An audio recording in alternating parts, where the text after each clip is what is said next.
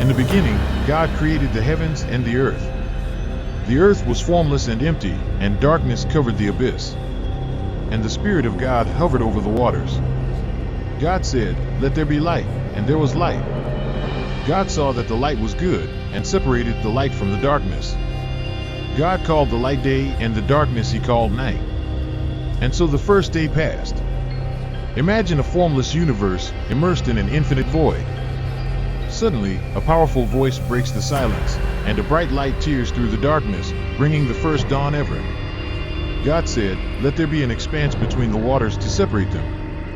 God made the expanse and separated the waters that were under the expanse from the waters that were above it. And so it happened. God called the expanse heaven. And so the second day passed. With a divine command, the waters divide, creating the vast blue sky. For the first time, the horizon stretches in all directions, promising endless possibilities. God said, "Let the waters under the sky be gathered together into one place, and the dry land may appear." And so it was. God called the dry portion earth, and the gathering together of waters he called seas. God saw that this was good. Then he said, "Let the earth produce vegetation, seed-bearing plants and fruit-bearing trees." And so it was.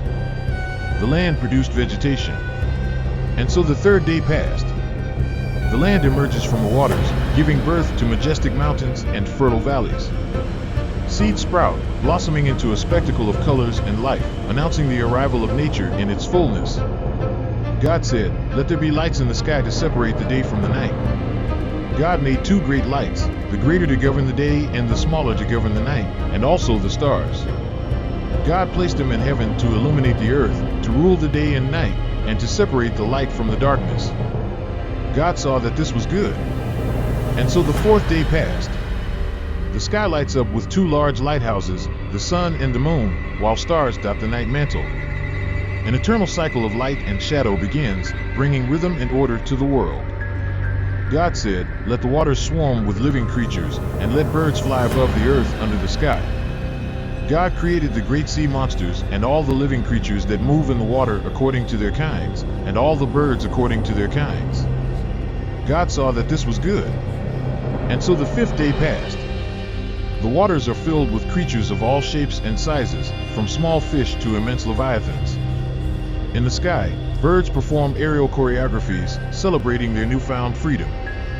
God said, "Let the earth produce living creatures according to their kinds, domestic animals, reptiles, and wild animals." And so it was. God made wild animals, domestic animals, and all reptiles, each according to its kind. And God saw that this was good. Then God said, "Let us make man in our image, after our likeness." God created man and woman, and blessed them. And so the sixth day passed. The earth becomes a home to a myriad of creatures, each with their unique role in the tapestry of life. And then humanity appears, crowned with the glory of consciousness and creativity, ready to write its own story.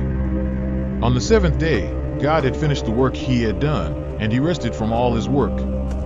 God blessed the seventh day and sanctified it, because on it he rested from all the work of creation. With the work completed, the Creator rests, contemplating the perfect harmony of the universe. This day of rest becomes an eternal invitation for all living beings to celebrate the beauty and fullness of existence.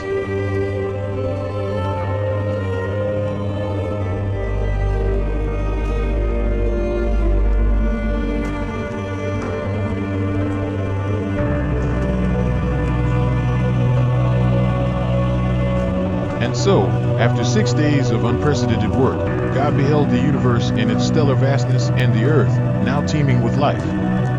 Majestic mountains rose as monuments to his glory, oceans mirrored the blue sky, and every creature, from the smallest insect to the most noble of animals, found its place in the perfect harmony of the world. On the seventh day, God, in his infinite wisdom, ceased his laborious art. Not out of fatigue, but to establish a sacred time of rest and reflection, a day that would be an eternal reminder of his constant and loving presence. He blessed and sanctified this day, inviting all his creatures to share in this moment of peace and gratitude.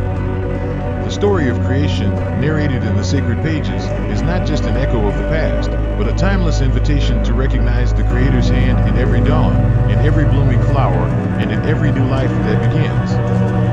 We are called to be guardians of this earthly garden, to live in communion with nature, and to celebrate the gift of existence. And now, dear viewers, as we reflect on this message of hope and responsibility, I invite you to join this journey of discovery and inspiration. Subscribe to the channel, turn on notifications so you don't miss our future content, like if you found value in this narrative, and share with friends and family, so that together we can continue exploring the wonders of creation and the love of the Creator that unites us. May this story be a beacon that lights our paths and guides us in our quest for a more harmonious and connected world. Until next time, and may peace be with all of you.